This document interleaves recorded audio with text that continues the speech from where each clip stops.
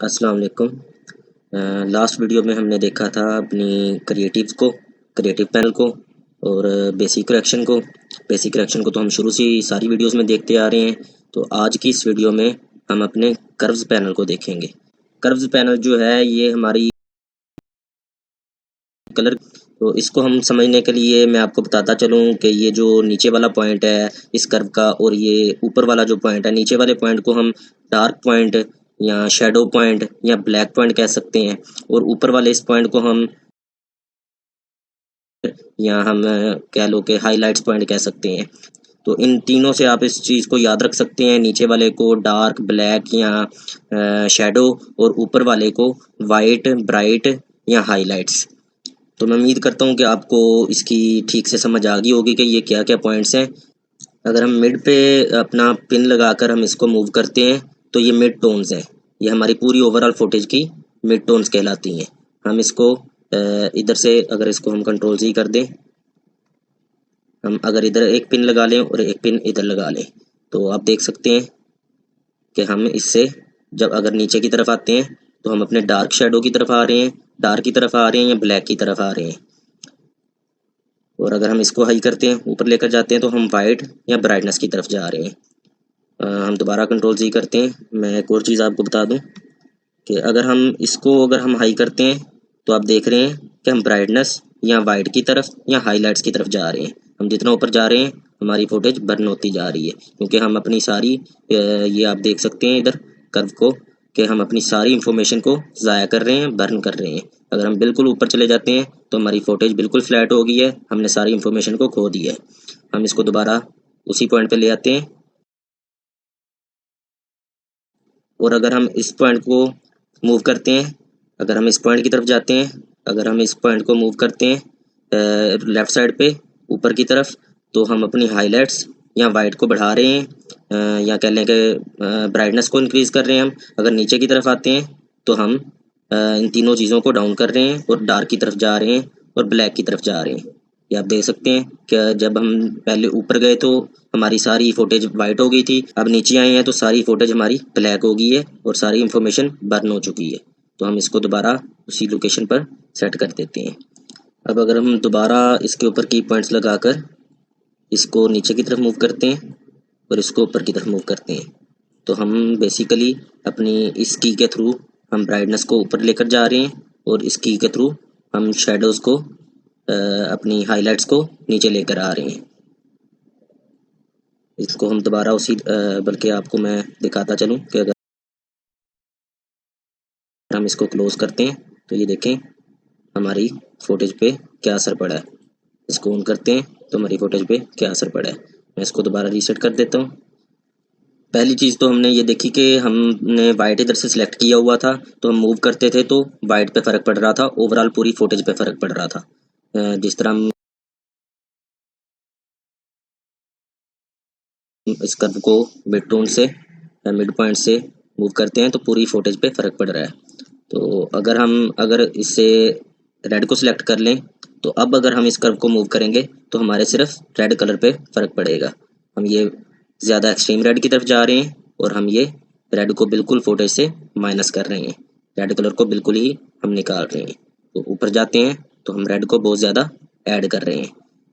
इसी तरह हम अगर ग्रीन को सिलेक्ट कर लें तो अब हम ग्रीन को हाई करेंगे, इससे फुटेज का ओवरऑल ग्रीन कलर हाई हो रहा है। डाउन पे आते हैं तो ओवरऑल कलर डाउन हो रहा है, ग्रीन बिल्कुल माइनस हो चुका है इधर। इस वक्त इस फुटेज में RGB कलर्स में से सिर्फ रेड और ब्लू और वाइट रह गया है, बाकी ग्रीन बिल्कुल माइनस हो चुका है। ऊपर की तरफ जाते हैं तो टोटल ओवरऑल सिर्फ ग्रीन ही रह गया है, बाकी सारे कलर्स माइनस हो चुके हैं। इसी तरह अगर हम ब्लू को सिलेक्ट करते हैं, ब्लू को मूव करेंगे तो ये ब्लू की तरफ जा रही है।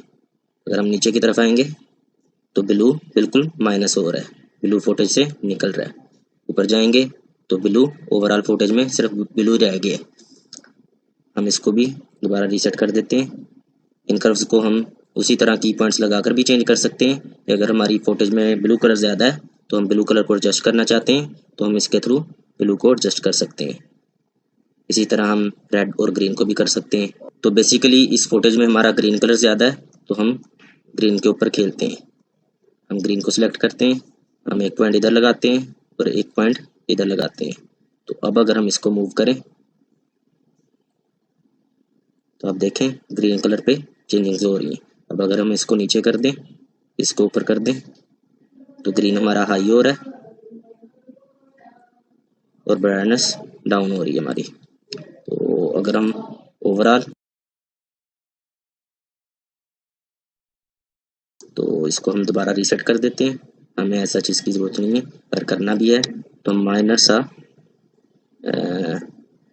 यहाँ तक चेंज करेंगे। ओके, आई होप कि आपको इस कर्व की सारी डिटेल के साथ समझ आ चुकी होगी। बेसिकली अगर आपको इन 3 कलर्स की समझ आ जाए तो आप कलर ग्रेडिंग को अच्छे से अंडरस्टैंड कर सकते हैं। अभी आपको हो सकता है कि समझ ना आ रही हो कुछ चीज़ों की, लेकिन ये चीज़ें प्रैक्टिस के साथ साथ होती हैं। अगर आप इन चीज़ों पे प्रैक्टिस करेंगे, खेलेंगे, खुद से कोई क्रिएटिविटी करने की कोशिश करेंगे, तो आपको ये सारी चीज़ें अच्छे से समझ आ जाएंगी। अब जैसे कि अगर हम ब्लू कलर को हम इधर से करते हैं, तो ये इसको मूव करते हैं। पहले हम ग्रीन को रीसेट कर दें,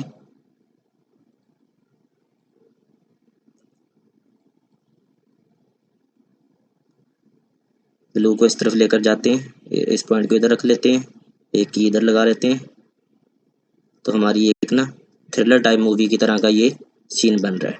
तो इस तरह से मूवीज़ में या वीडियोज़ में या फुटेजेस में एक फील दी जा सकती है। तो आप इन कलर्स की प्रैक्टिस करें, ज़्यादा से ज़्यादा प्रैक्टिस करें, इनके ऊपर देखें कि आप क्या क्या काम कर सकते हैं, कलर्स को किस किस तरह से चेंज कर सकते हैं, किसको एक्सट्रीम लेवल पे लेकर जा सकते हैं, किसको डाउन कर सकते हैं, और एक पूरी वीडियो की फील किस तरह से क्रिएट कर सकते हैं। फ़िलहाल हम इसे रीसेट कर देते हैं। अब हम नीचे के टैब की तरफ आ जाते हैं। ये हमारे पास है ह्यू सैचुरेशन कर्व्स, ह्यू वर्सेस सैचुरेशन। तो ह्यू क्या चीज़ है और सैचुरेशन क्या चीज़ है, इसको ज़रा गौर से समझना। ह्यू हम कहते हैं कलर को, कि हमारा कलर कौन सा है। आया वो ब्लैक है, वो वाइट है, वो ग्रीन है, वो ब्लू है, वो येलो है या रेड है।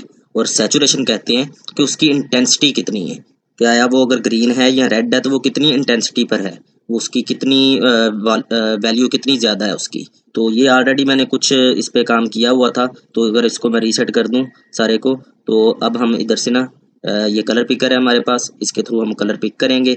अगर हम लेट्स सपोज ये जो वाटर है इधर का, इधर पानी का कलर पिक कर लें, ये थोड़ा सा ग्रीनिश और ब्लूइश का मिक्सचर है, हम इसको क्लिक करते हैं तो ये ग्रीन और ब्लूइश के दरमियान में है।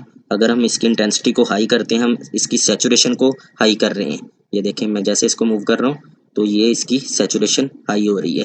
पहले हमने ह्यू को सिलेक्ट किया, ह्यू कहते हैं कलर को, और सैचुरेशन उसकी इंटेंसिटी। मैंने पहले इस कलर को सिलेक्ट किया और फिर इसके ऊपर एक पॉइंट लगाकर उसको मैंने ऊपर की तरफ मूव कर दिया। तो इस तरह इस कलर की इंटेंसिटी हाई होगी। आप देख सकते हैं, अगर हम इसको एक्सट्रीम लेवल पर भी लेकर जा सकते हैं, हम इसको कम भी कर सकते हैं। ये मैंने बिल्कुल कम कर दिया। तो आप देख सकते हैं कि जो पहले वाला कलर था वो भी इसके अंदर रिजॉल्व हो चुका है। तो अगर हमने किसी फुटेज के अंदर स्पेसिफिकली किसी कलर को हाई करना हो तो हम इसके थ्रू कर सकते हैं। अगर अब मैं इस तरफ आ जाऊं, ये एक और कलर पिक कर लूं, ये जो ग्रीनरी का कलर है इसको पिक करता हूं, तो देखते हैं क्या होता है। एक्चुअली जहाँ से मैंने पिक किया है वो येलोइश और ग्रीन के दरमियान में था। तो ये देखें उसकी इंटेंसिटी कितनी हाई हो रही है। मैं इसको मैक्सिमम लेवल पे भी लेकर जा सकता हूँ, मैं इसको डाउन भी कर सकता हूँ। सिर्फ उसी कलर की इंटेंसिटी पर फ़र्क पड़ रहा है, बाकी सारे कलर्स वैसे ही हैं। सिर्फ जो ग्रीन कलर है, जो ग्रीन कलर है उसकी इंटेंसिटी पे फ़र्क पड़ रहा है। तो हम इसको सिर्फ इतना रख लेते हैं।